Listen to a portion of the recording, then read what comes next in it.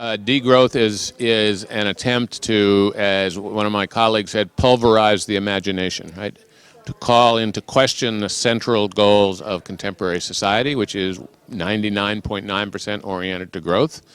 Whether growth is good, bad, or indifferent, it doesn't seem to make much difference. What Premier Charest is dedicated to is growth. What Obama is dedicated to growth, and so forth, right? So this is a extremely self-destructive policy. It's overrunning the Earth's life support systems, and it creates radical injustices between humans and other species. The notion that comes from Europe, degrowth is an attempt to decolonize the mind, is just the right expression, I think, because we're basically brainwashed into thinking that this is good, that it cannot possibly be challenged. So our minds have been taken over by a foreign power, as when Britain colonized India, right? It basically took over in many ways the subcontinent of India, and so our minds have been taken over by basically a economic doctrine that is developed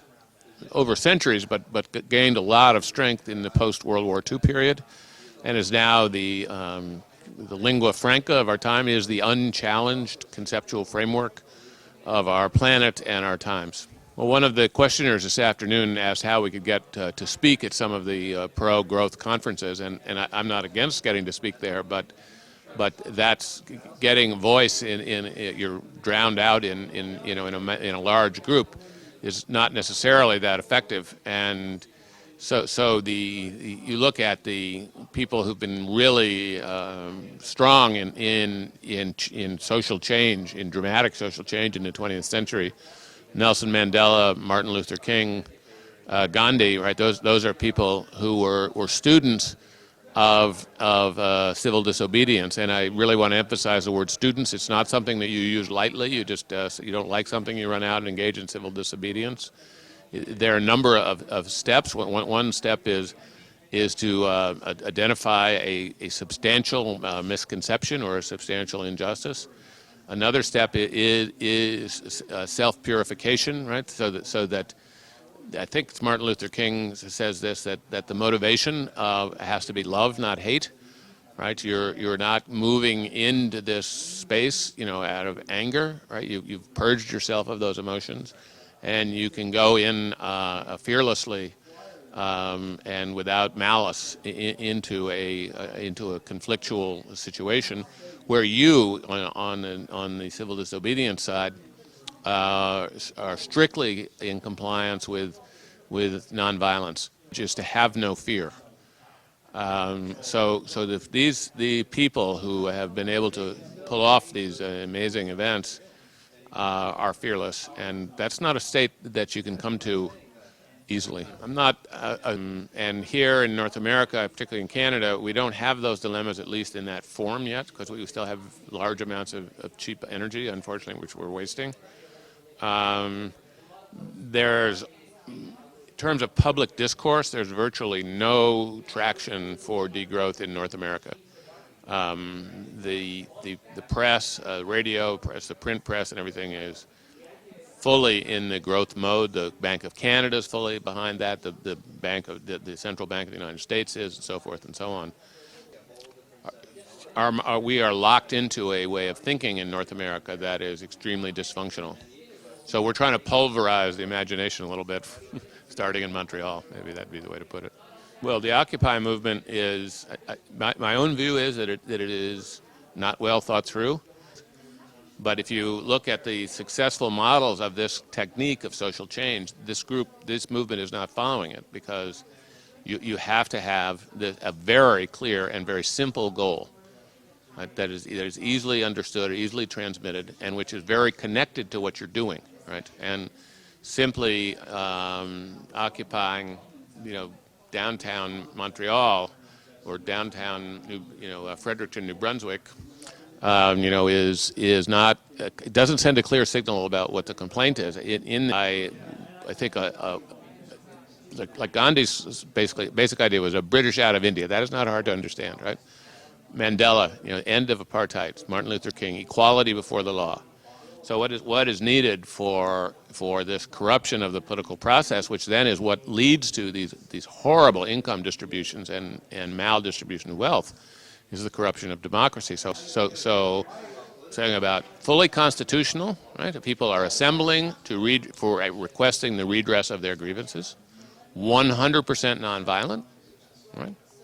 But they have a clear message, right? That these people who don't understand the difference between a person and a corporation are not fit to serve on the Supreme Court. Civil disobedience has to proceed from love. Love does not generate violence. So the people who have been successful are directors of dramas in a way, right? Because they set up scenes that work in a particular way, so that their side of the protest is behaving in conformity with the moral law, right? The law of love, the law of respect, right? The law of fairness. And the other side is provoked by themselves into not respecting the moral law, right? So your civil disobedience depends upon a distinction between the moral law and the civil law, or the moral law and the legislated law, right? And so the effective people who use these techniques are in compliance with the moral law. And the government of South Africa, right, the government of Louisiana, the government of Britain, in the case we've been talking about, are not in compliance with the moral law. Well, I think degrowth is a quest for an alternative paradigm. Also, I would say about civil disobedience that the people I've mentioned were all people with very profound spiritual groundings of some sort, right? And that gives them, if you like, in Thoreau's terms, a fountainhead of energy and compassion from which to work. And in the very roughly speaking, in around the year 1800, a new paradigm started to come into view about the human place in the cosmos, about where the controlling idea is not a creator God who creates a perfect world. Rather, the controlling idea is a very long evolutionary process, which is somewhat random in direction, but which is opportunistic and which has created on planet Earth, it created us, and created me, created you, and but there's nothing irreligious about this paradigm. It's because what it says is there is a vast creative force in the universe. We are a very tiny part of that. And wisdom is all the world's religions say is to respect the sources of your being, right? So we should respect the evolutionary universe. We should try to understand the evolutionary universe, and we should try to use that to shape our moral beliefs, right? Not reduce our moral beliefs to it, but to shape them, be informed by them, by it, have our moral beliefs informed by it, and also to offer a strong critique of what's taught in universities, because what is taught in economics departments maybe are the worst, are not connected in any systematic way, with one exception, but in general this is true, with the evolutionary paradigm. So they are drawing on constructs from the 18th century. So Adam Smith's Wealth of Nations was published in 1776. The Declaration of Independence in the United States was published in 1776. And they both rest on assumptions that were widely believed by thoughtful and well-educated people at that time. But in the 235 years or so since those documents were written, we've learned one hell of a lot about how we fit into the universe, how the universe works, how the Earth works, and disciplines like economics have, for the most part, not taken that on board.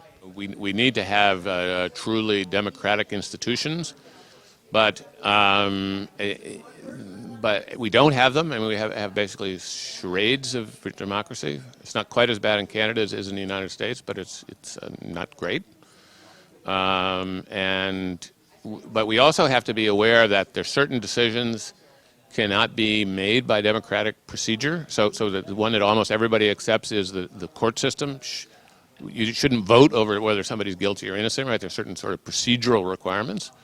But in an era where we're over planetary boundaries, we can't have, there have to be limits set outside the democratic process that constrain the democratic process so that it stays within scientifically verified boundaries.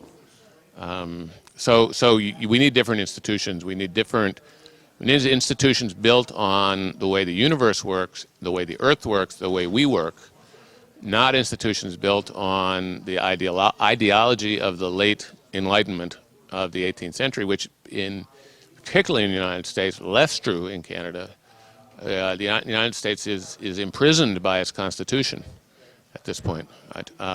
So it needs to be rethought. But it's not a popular topic. The Constitution is revered in the United States, even though it's a very, very outdated document.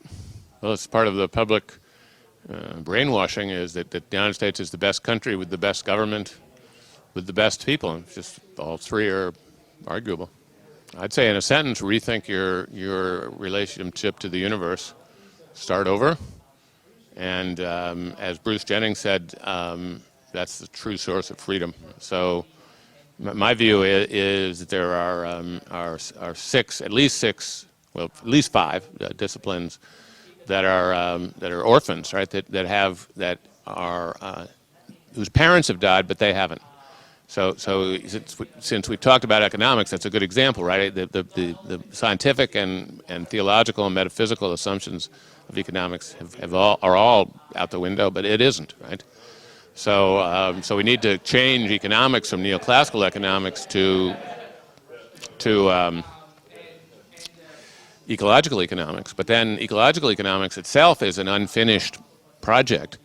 And so the other orphan disciplines that relate to that, at least, are finance, right? Because finance is not connected in any systematic way with how this planet works, right? We have to change our governance systems. We have to change the law. The law is based upon, again, on Enlightenment assumptions about the nature of the person, nature of physical reality, and so forth. So all of that has changed in the last 230 years or so. So the university should undertake a re-examination of the foundations of those disciplines, right? And rethink and should try to move away from and investigate the current underlying paradigms of them. And interestingly enough, McGill University is actually quite open to that, which even though it's a conservative university in a lot of ways, I think is ready for that conversation. Right? So one of the things that students should insist on from universities is maps of where they are. And these thought systems, the orphan thought systems are not maps of where we are. They're maps of, they're imaginary maps that are out of touch with reality. Well, just one of the things that certainly could be added to the list of issues would be what's taught. It isn't just how much it costs. It's whether what's taught is useful and constructive for the Anthropocene, and I think we'd get pretty low marks on that.